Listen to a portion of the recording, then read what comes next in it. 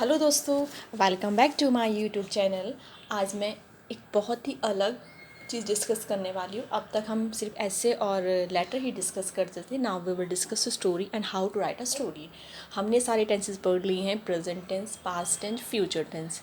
We have already read all that things, so now we will discuss how to use this. हमने जो tenses पढ़े हैं हम उनका कैसे यूज़ करेंगे।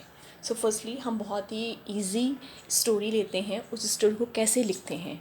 हम ईजी लेवल से स्टार्ट करेंगे, फिर मॉडरेट लेवल तक जाएंगे, फिर हाई लेवल तक जाएंगे। तो मैं स्टेप बाय स्टेप आपको समझाऊंगी कि एक स्टोरी को कैसे लिखा जाता है। आई होप आपको अच्छी समझ में आ जाएगा। तो आज की जो स्टोरी है वो हमारी है एक लालची कुत्ता, अ ग्रीडी डॉग। तो स्टार्ट करते हैं।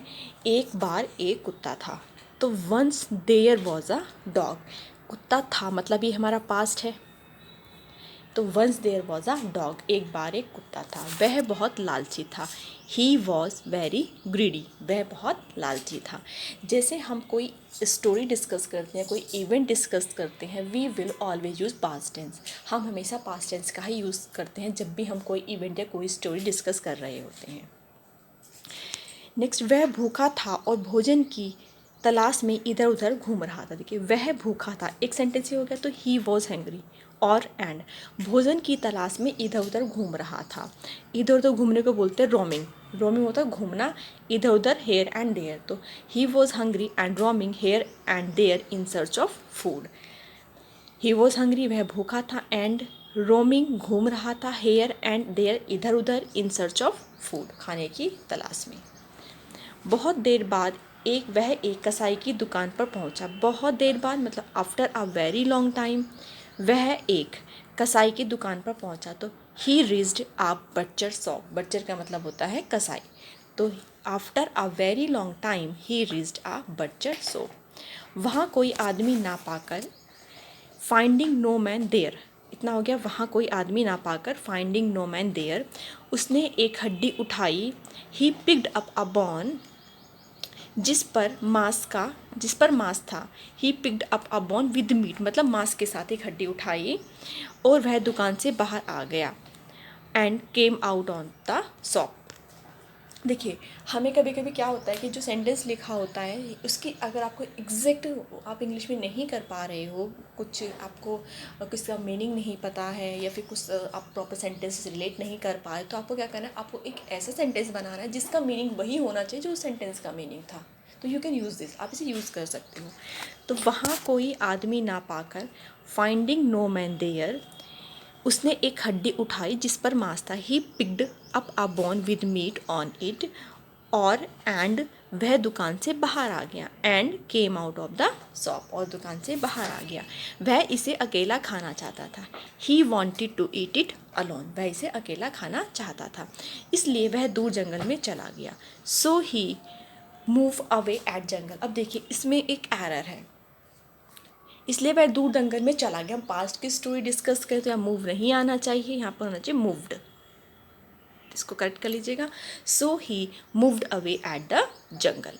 वह एक नदी तट पर पहुंच गया, या वह एक नदी तट पर गया। He went to a river bank. जब इसमें था नहीं लिखा, बट मैं कल वहाँ गया, मतलब पास्ट की बात हो रही है ना, तो हम जब पास्ट की बात होती है तो सेंटेंस हमारे पास्ट में बनते हैं। पास्ट इंडेफिनिट यूज़ करते हैं हम उसके लिए। उसने धारा के शांत पानी में अपना प्रतिबिंब देखा। He saw his own reflection in the placid water of stream. Reflection का मतलब होता है अपना प्रतिबिंब या इमेज देखना या शैडो देखना। इन the placid water of the stream, stream का मतलब होता है धारा। उसे डर था कि कहीं दूसरा कुत्ता वहाँ ना आ जाए। फर्स्टली उसे डर था, ही फियर्ड दैट, कि दैट हो गया, कहीं दूसरा कुत्ता वहाँ ना जाए। He fear that the other dog might reach there. May की सेकेंड फॉर्म माइट होती है, पास्ट में डिस्कस कर रहे हैं इसलिए हम मे की जगह माइट यूज़ करेंगे। तो he fear that the other dog might reach there. वह अकेला रहना चाहता था। He wanted to be alone, वह दूसरे कुत्ते की हड्डी छीनना चाहता था। अब ही वॉन्टेड, वो क्या चाहता था, टू स्नैच्ड, छीनना, अदर, दूसरे, डॉग्स बोन। जब ऐसे लिखा होता है डॉग्स अपोस्ट्रॉफी, मतलब इसका मतलब होता है डॉग की, अपोस्ट्रॉफी का मतलब की कैसे होता है। तो he wanted to snatched other dog's bone. तो वह भौंकने लगा। So he started barking. जैसे ही उसने अपना मुंह खोला, as he open his mouth, उसकी हड्डी पानी में गिर गई। The bone fell into the water. The bone felt आएगा, the bone felt in to the water की पास्ट की है तो कुछ इसमें एरर्स आप उन्हें करेक्ट कर लीजिएगा। As he open his mouth the bone felt in to the water, हड्डी पानी में गिर गई। इस हड्डी के खो जाने पर उसे बहुत दुख हुआ। ही फेल्ट वेरी सैड, वो बहुत दुखी हुआ। क्यों? To lost this bone, to lost आएगा, टू लॉस्ट दिस बोन, इस हड्डी के खो जाने पर। और इसके बाद उसे बहुत पछतावा हुआ। एंड आफ्टर इट, इसके बाद he was very regret, regret का मतलब होता है पछतावा होना, उसे बहुत पछतावा हुआ या वो बहुत पछताया। पूरा टुकड़ा पाने की कोशिश में, इन हिज अटैम्प्ट मतलब कोशिश में, किस कोशिश में? To get the whole piece, पूरा टुकड़ा पाने की कोशिश में। ही लॉस, उसने खो दिया। व्हाट ही हैड, जो उसके पास था वो उसने खो दिया। तो ये हमारी स्टोरी थी। तो इसका जब भी हम कोई स्टोरी लिखते हैं उसका मोरल ज़रूर लिखना चाहिए। अभी तो ये जैसे ये तो स्टोरीज़ बनी हुई है पहले से। जैसे अभी जो 9th-10th के एग्ज़ाम होते हैं उसमें क्या होता है, आपको एक लाइन दे दी होती है, आपको इनिशिएटिव दे दिया होता है, उसके बाद आपको स्टोरी कंटिन्यू करनी होती है। तो हमें स्टोरी हमेशा इस तरह से लिखनी चाहिए कि उसमें लास्ट में कोई ना कोई मोरल आ जाए। तो मोरल ऑफ द स्टोरीज़, हमें लालच नहीं करना चाहिए। We should not be greedy, हमें ग्रेडी नहीं होना चाहिए। तो स्टोरी कैसी लगी कमेंट करके ज़रूर बताइएगा। अभी और आप चैनल को सब्सक्राइब ज़रूर कर दीजिए, क्योंकि मैं ऐसे आपको स्टोरी लिखना सिखाऊंगी। हम टेंसेस सारे पढ़ चुके हैं, तो अगर आपको सबसे पहले आपको टेंसेस देख लीजिएगा जाके। मैं इसके वीडियो के डिस्क्रिप्शन बॉक्स में उन जो टेंसेस हैं उनका लिंक दे दूँगी, तो आप वहाँ से पहले टेंसेस देख लीजिएगा, फिर उसके बाद ये स्टोरी लिखना स्टार्ट कीजिएगा। अब इसको कंटिन्यू कीजिए, क्योंकि मैं धीरे धीरे हम अपर लेवल तक जाते जाएंगे और फिर हम एक एडवांस लेवल तक, हायर लेवल तक पहुंच जाएंगे।